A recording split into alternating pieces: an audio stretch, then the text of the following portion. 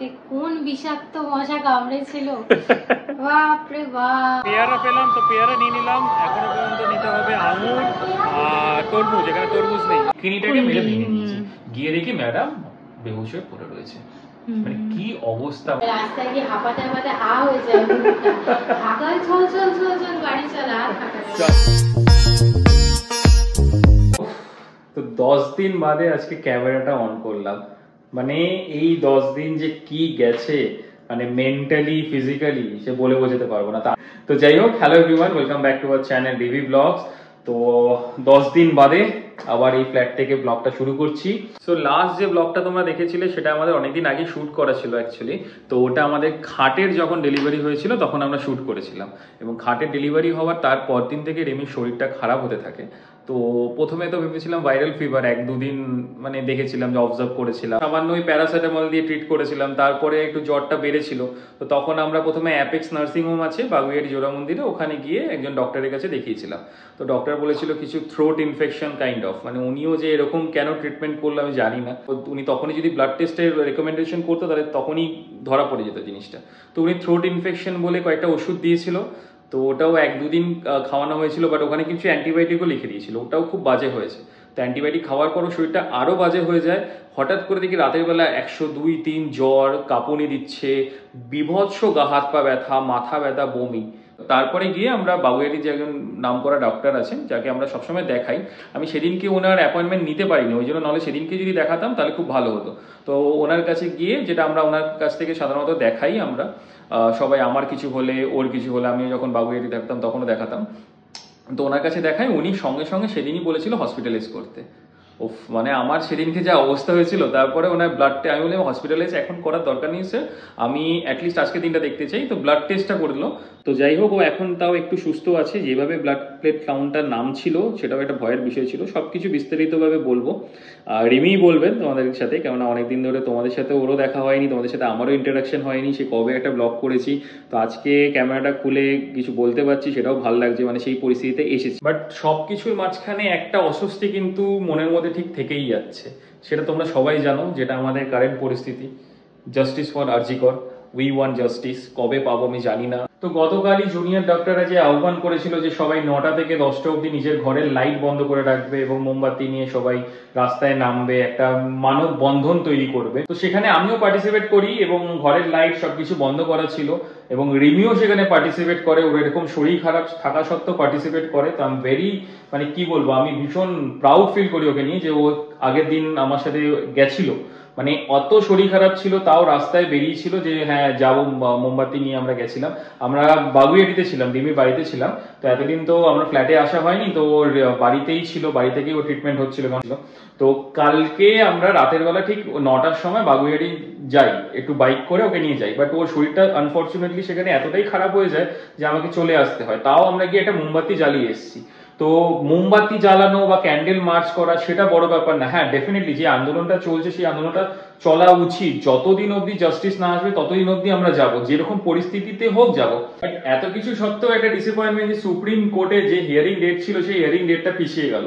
আমি জানি না কি এর মধ্যে কি পলিটিক্যালি কি মতলব আছে না কিছু আছে, অত তো জ্ঞান আমাদের নেই। বলো, অনেক দিন বাদে, প্রায় 10 দিন বাদে কি খবর? এই কোনরকম চলছে। কতদিন বাদে আমরা ব্লগ করছি, ভিডিও খুলছি। যাই হোক, ভালো লাগছে যে তুমি অ্যাটলিস্ট বসতে পেরেছো, আর এসি চালিয়ে তুমি এটা কি পড়ছো? গীতা। গীতা? ভগবত গীতা? তো যাই হোক, তুমি এবার বসে রয়েছো, সেটাই আমার কাছে ভালো, যে নাহলে এতদিন তো বাপরে বাপ কি পরিস্থিতি গেছে। 9 থেকে 10 দিন, আজকে নিয়ে মেবি 10 দিন হবে। এখন একটু মানে গরম ঠান্ডা ফিল করতে পারছি না। আগে তো গরম মানে বুঝতেই পারছিল না, ঠান্ডাই বুঝতে পারছি না। ভালোই গরম পড়েছিল, আজকে যেন আরো বেশি গরম লাগছে। তো এখন মোটামুটি ঠিক আছে, ঠিক তো কিছু না, ওই আর কি উইক। উইক মানে একদম চরম লেভেলের উইক, সে বলা যাবে না। এখান থেকে এইটুকু যেতে মনে হচ্ছে যেন যেন আমার মাথায় বাজ পড়ছে। আর সব থেকে ফানি, আমি 2 দিন বেরোনোর অ্যাটেম্প নিয়েছি। একটা হচ্ছে আগের দিন রাত্রিবেলায় মোমবাতি ইয়েতে গেছিলাম, যে আমি পুরো ফিট আছি। এবার মনে হচ্ছে আমি গিয়ে দাঁড়িয়ে মোমবাতি অ্যাটলিস্ট একটা জ্বালাতে পারবো, 10-15 মিনিট দাঁড়াতে পারবো। বাগুইয়াটিতে গিয়ে দাঁড়িয়ে ব্যাস হয়ে গেছে আমার, মানে বেশি লোকজন দেখলে আর কি সেই অস্বস্তি, এটা খুব ন্যাচারাল, এখন এটা তো হবে। ঘাম হয়ে আসছে, তারপরে প্রেশার তো আমার একদমই মানে বলার মতো না, এতটাই কম, তো প্রেশার বারবার ফল্ট হয়ে যাচ্ছে। যাই হোক, এই যে এই খাটটা সেট করার পরদিন থেকে ওই লাস্ট সানডে একদিনে আমরা 2টো ব্লগ করেছিলাম, ভাগ্যিস করেছিলাম বলে একটা ব্লগ আমরা মাঝখানে তাও ছাড়তে পেরেছি। আমাকে কোন বিষাক্ত মশা কামড়েছিল বাপরে বাপ, মানে জাস্ট জীবনে ভাবিনি এরকম এক্সপিরিয়েন্স একটা মানে লাইফ টাইম অ্যাচিভ করেছি আমি। মানে এক মাচ্ছর ভাই, এক মাচ্ছর। কি হয়েছে, এই প্রথম এক্সপিরিয়েন্স করেছে আমি, মানে ও তো ডেফিনেটলি ও তো শারীরিকভাবে এক্সপিরিয়েন্স করেছে। এবং ডেঙ্গু এমন একটা রোগ, মানে আফটার করোনার পর যদি তোমরা বলো, এই রোগে অনেক মানুষের মৃত্যু ঘটেছে এবং এই রোগের কোনো পার্টিকুলার ওষুধ এখনো পর্যন্ত নেই। তো সেই পুরো এক্সপিরিয়েন্সটাই আমরা শেয়ার করছি তোমাদের কাছে। তো তোমাদের কাছে যদি হেল্পফুল হয়, প্লিজ বি কেয়ারফুল। তোমরা মশারি টানাও, আর এরকম অল আউট জাতীয় যদি কিছু থাকে ঘরের মধ্যে সেগুলো রাখো। আর ভীষণ পরিমাণে জল ইনটেক করতে হবে, প্রচুর পরিমাণে জল ইনটেক করতে হবে, একটু ভালো ডায়েটটা ফলো করো। বাইরে কটকটে রোদ, এই দেখো। এ বাবা, এটা এখানে জামা প্যান্ট মেলে দিয়েছিস, কি অবস্থা। রোদের মধ্যে আমরা কিছুই খুলছি না, জানলা ফানলা কিছু খুলছি না, পুরোটাই বন্ধ করে রাখছি। সকালে তো মেবি, হ্যাঁ, লোকে বলে যে সকালে কামড়ায়, বাট আমি সে ব্যাপারে অতটা এক্সপিরিয়েন্স না, আমি যেন কোনো বক্তব্য শেয়ার করতে চাই না। বাট তুমি বলো তোমার এক্সপিরিয়েন্স, তোমার পুরো হোল জার্নিটা এই 10 দিনের কি হলো। এটা কিন্তু সত্যি খুব ভালো জিনিস। ও এটা রেগুলার ওয়াইজ পরে, এখন ওর শেষ হলে আমি ধরবো এটা। Very good. তাহলে সেটা অনেক দিন লেগে যাবে। তো বলো তোমার এক্সপিরিয়েন্স। তো ওয়ার্স ছিল।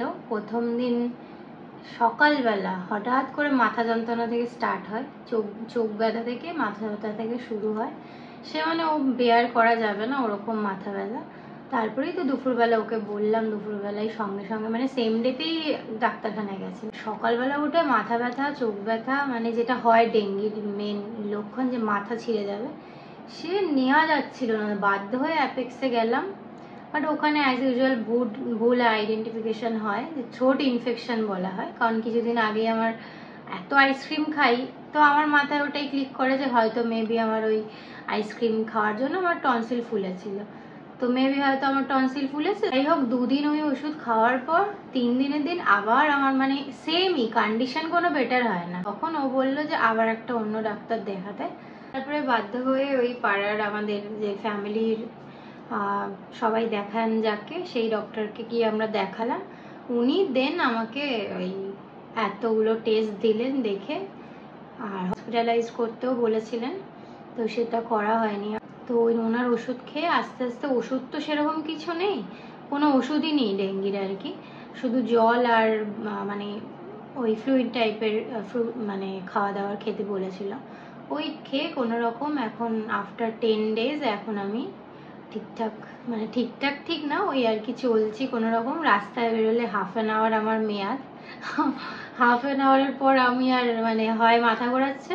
আর সব থেকে বাজে জিনিস যেটা আমার হয়েছিল সেটা হচ্ছে আমার বারবার খালি ব্ল্যাক আউট হয়ে যাচ্ছিল। একে প্রেশার লো, যার জন্য আরো এই প্রবলেমটা হয়েছে। এটা খুবই মানে প্রবলেমেটিক হয়েছে। আমি ভালোভাবে বলছি ব্যাপারটা কি হয়েছিল, যে যেদিনকে সকালবেলা ওকে নিয়ে যাব ডক্টরের কাছে, মানে আগে ডক্টরের তখন ট্রিটমেন্ট চলছে, হট করে ও বাথরুমে যায়। বাথরুম থেকে জাস্ট আমি গাছগুলোতে তখন জল দিচ্ছি, সকালবেলা এই ফ্ল্যাটে ছিলাম, তো বাথরুম থেকে ও বলছে যে অভি আমাকে একটু নুন চিনি জল দে। আমি ঠিক আছে, আমি শুনেছি। এবার শুনে যে আমি বাথরুমে, ভাই তুই বেরা, আমি কি বাথরুমে নিয়ে যাবো না নুন চিনি জল, বেরা না। ওই যে টক টক করছি, রিমি করে ডেকেছি, ওর কোনো সাড়া নেই। ব্যাস আমার হয়ে গেছে, আমার হাত পা ঠান্ডা হয়ে গেছে। ফার্স্ট টাইম ওরকম দেখেছি, অবভিয়াসলি ফার্স্ট টাইমই দেখবো। এবার তো আমার হাত পা ঠান্ডা হয়ে গেছে, এবার আমি এত জোরে জোরে ডেকেছি, মানে ফ্ল্যাটের সব লোকরা রীতিমতো আমাদের চলে আসবে। তা আমি বাধ্য হয়ে আমাদের নতুন দরজা ভাঙতে হয়েছে। মানে আমি ভাবছিলাম যে একটা লাথি মারলে ভেঙে যাবে, বাট তাও আমি নাড়িয়ে আমি দরজাটা পুরো ভাঙিনি। আমি দরজা যে ইয়েটা থাকে, যে নককিনিটাকে মেরে ভেঙে দিয়েছি। গিয়ে দেখি ম্যাডাম বেহুশ হয়ে পড়ে রয়েছে। মানে কি অবস্থা, মানে ওর এতটাই ব্ল্যাক আউট হচ্ছে যে প্রেশার ফল ডাউন করে এটাতে। তার জন্য ব্ল্যাকআউট ভীষণ কমন। ওই ব্ল্যাকআউটের জন্য ডক্টর ওকে দেখিয়ে বলেছিল কি হসপিটালাইজ করো। তার সাথে নানা রকম ভেরিয়াস সিমটম লাইক মাথা ধরা, বমি, ভীষণ বমি হয়েছে ওর। বমিটা বমি, মাথা ধরা, বমি তো বললামই না, বমি মাথা ধরা তো প্রচন্ড বমি হয়েছে। মাথা ধরা ভীষণ কমন জিনিস, আর গা হাত পা তো মানে চিরে মানে উঠতেই পারছে না। তো ওর থেকে বেশি এক্সপিরিয়েন্স আমি করেছি ওকে নিয়ে, ওই জন্য আমি ভুলে গেছি। তো পুরোটাই এই জার্নিটা, আরো অনেক কিছু হয়েছে, তো সবকিছু তো একটা ব্লগে বলা যায় না। তো যাই হোক, আমি তোমাদের একটা কথাই বলবো, যখনই কোনো জ্বর আসছে, তোমাদের জ্বরটা যদি 1-2 দিনের বেশি সাসটেন্স করে, প্লিজ গিয়ে ব্লাড টেস্ট করিও। রিমি তো রান্না ঠিক মতো করতে পারছে না, মানে করতেই পারছে না, ওকে মানে এতটাই শরীর দুর্বল হয়ে গেছে। তাও একটু একটু করে আমাকে হেল্প করে দিচ্ছে, তো আমি এটা মোটামুটি করেছি। এই যে আলু ভাজা, এখানে হচ্ছে ভাত একটু অল্প, কেননা ও খাবে না, আর এই যে ডাল, আর এর সাথে আছে একটা ডিম ফেটে গেল এরকম করতে গিয়ে, এখানটা ফেটে গেছে, আর এখানে ডিম সিদ্ধ। এইটা নেওয়ার পর থেকে কিন্তু এটা দারুণ জিনিস হয়েছে যে ডিম সিদ্ধটা এখানে খুব ভালো মতো হচ্ছে। দেখো গাছেতে জল দিয়েছি, সেটাও এখানে রেখে দিয়েছি। তো এই হচ্ছে মোটামুটি রান্না দুপুরবেলা। এটা খেয়ে নিই, আর ওর জন্য একটু ফ্রুটস আনতে যেতে হবে, কেননা ওর ভাত ডাল এই হেভি খাবারগুলো খেতে ইচ্ছে করছে না, কারণ পুরো লিভারটাকে এফেক্ট করে না।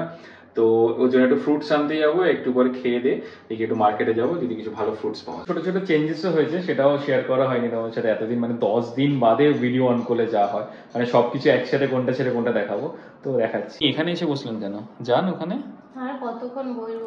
আচ্ছা, আরেকটা জিনিস যেটা বলো, র্যাশেস গুলো যেগুলো আফটার ডেঙ্গু, যে হাতে র্যাশেস হয়ে গেছে, এইগুলো হবে একটু, এটা আফটার এফেক্ট হবেই। বাট আজকে যদি না বেশি কমে, তাহলে কালকে একবার ডাক্তারের সাথে কনসাল্ট করতে হবে, ঠিক আছে?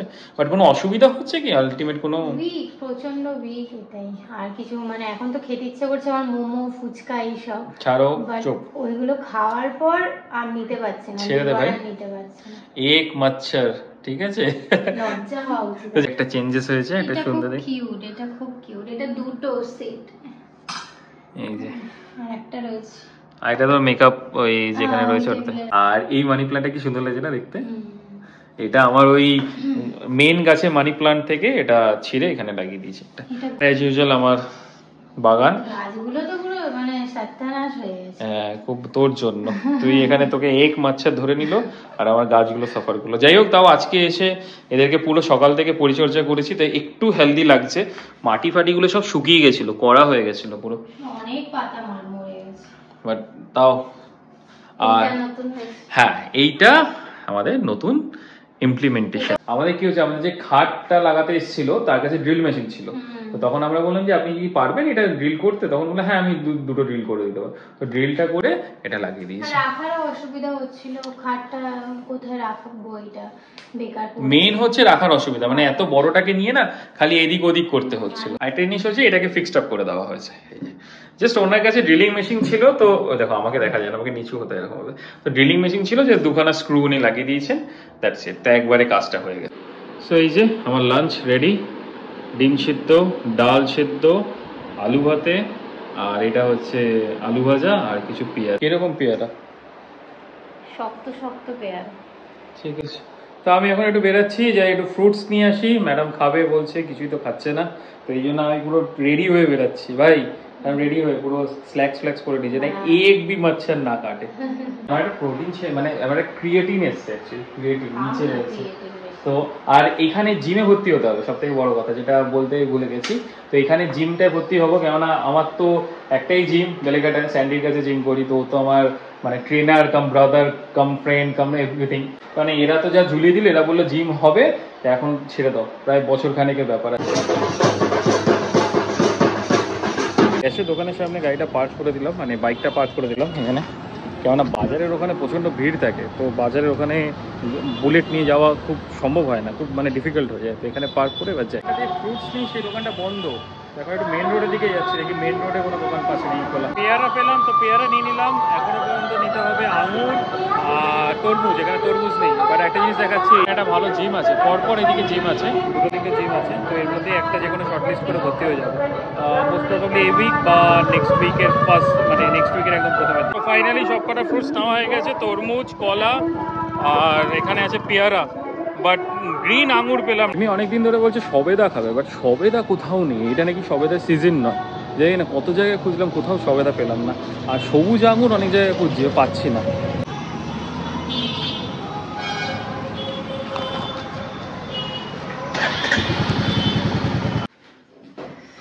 চলুন হয়েছে। ভাই প্রচুর ঠান্ডা বাবা, কতদিন বাদে ক্যামেরার বাদে পেছনে এসে দাঁড়াচ্ছে, বলছে চলুন হয়েছে। তো যাই হোক, একটু বেরোনোর প্ল্যান হয়েছে। ম্যাডাম নাকি একটু মানে বাড়িতে বসে বোর হয়ে গেছে, তো একটু ফুচকা খাবে বলছে। বাট ফুচকাটা খাওয়াটা এখন উচিত না, তাও যাই না। ও তো 25 মিনিট 30 মিনিটের স্প্যান, তো লাইক ওখানে 30 মিনিট পর বলে না আমি বাড়ি যাবো বাবা। যাই একটু নিয়ে বেরোই। তো তাও একটা জিনিস দেখাচ্ছি, যেটা আমার এসছে পার্সেলটা, ওটা আনবক্স করবো। দাঁড়াও, অ্যামাজন থেকে একটা পার্সেল এসেছিল। এটা এসছে মনে হয় 3 থেকে 4 দিন আগে। আজকে এটাকে আমি কালেক্ট করলাম। বাবা যাবো মানে ছেড়ে গেল না হাত দিয়ে। এই যে পুচকে একটা পার্সেল। এটা হচ্ছে বিগ মাসেলের ক্রিয়েটিন। আর ক্রিয়েটিনের সাথে এটা হচ্ছে 3-in-1 ক্রিয়েটিন কমপ্লেক্স। ক্রিয়েটিনের সাথে এটার মধ্যে মেশানো আছে, BCAA মেশানো রয়েছে, মানে লাইক দুটোর একসাথে কম্বো। আর এটা ফ্লেভার ক্রিয়েটিন। আমি এতদিন ধরে ক্রিয়েটিন ইউজ করতে, যেটা হচ্ছে আনফ্লেভার সাদা, এটাতে ফ্লেভার ক্রিয়েটিন। ম্যাঙ্গো মাস্তি, হ্যাঁ ম্যাঙ্গো ম্যাডনেস। আরে যাবি তো? শিওর শিওর তো? দেখ দেখ ভাই, শিওর ফুচকা খাবো, ঘুগনি খাবো আর চা। ভাই এগুলো খাওয়া উচিত নয় কিন্তু এখন। ফুচকা খাবো ওই আকাঙ্ক্ষারও দেখা যাক তুই আকাঙ্ক্ষা অবধি পৌঁছাতে পারিস দেখি। সেটাই ডাউট আছে। প্রত্যেকবার এরকম হয়, বেরোই আমি রেডি হয়ে, মাঝ রাস্তায় গিয়ে আমার মাথা ব্যথা শুরু হয়ে যায়। তো চলো, যাই হোক, আমার প্ল্যান করে একটু বেরাচ্ছি জাস্ট 8 ঘন্টার জন্য। একটু ফুচকা টুচকা খাবে বলছে, আর ও বাড়িতে এতদিন বসে বসে বোরই হয়েছে। তো দেখা যায় কতটা কি ইমপ্লিমেন্ট করে প্ল্যানটা। তবে রাস্তায় গিয়ে হাঁপাতে হাঁপাতে হয়ে যায়, ঢাকায় চল চল চল চল গাড়ি চালা। আর এই যে আমার লেবু চা, আরে দুধ চা ভালো করে সেখানটা অনেকদিন বাদে। মুন্সির এখানে চাগুলো এত ভালো হয় না, খেতে বলে সিরিয়াস। আর আমি লেমন টিটা খেয়ে এতটা স্যাটিসফাই, আমি আসলে এখানে সবসময় লেমন টিটাই খাই। আর ম্যাডামের তো এখানে পেট ভরে গেছে, তাই তো? হ্যাঁ, চাটাকে যেমন পেটটা ভরে গেল। ভালো হয়েছে। ফুচকা খাবো ভাবলাম, তাহলে খেতে হবে না, চ। 10 টাকার খাই, 20 টাকা কিছু বলার নেই। ডেঙ্গু হোক আর যাই হোক, মানে বেশি খেতে পাচ্ছি না এখন। প্রবলেম হচ্ছে এটাই, আর হাঁপিয়ে যাচ্ছি একটু। তো এখনো পর্যন্ত আজকে সাস্টেন করে রয়েছি, মানে এখনো সেই ওই হাঁপানিটা অতটা বাজে হচ্ছে না, বাট বেশি খেতে পাচ্ছি না। এই বসে গেলি শেষ পর্যন্ত? বসে বসে খাবো আজ রাতে, কোনোভাবে মাথা না ঘুরে সিট টিট নিয়ে বসেছি। এখন এসছি মিষ্টি নিতে, মিষ্টি ক্রেভিং হচ্ছে, প্রচুর খাচ্ছি। আজকে অনেকদিন পর ইলিশ মাছ খেয়েছি। ইলিশ মাছ? আচ্ছা, মিষ্টি ইলিশ মাছ। মিষ্টি ইলিশ মাছ, মাঝখানে হলুদ কালারের ডিমটা আর এটা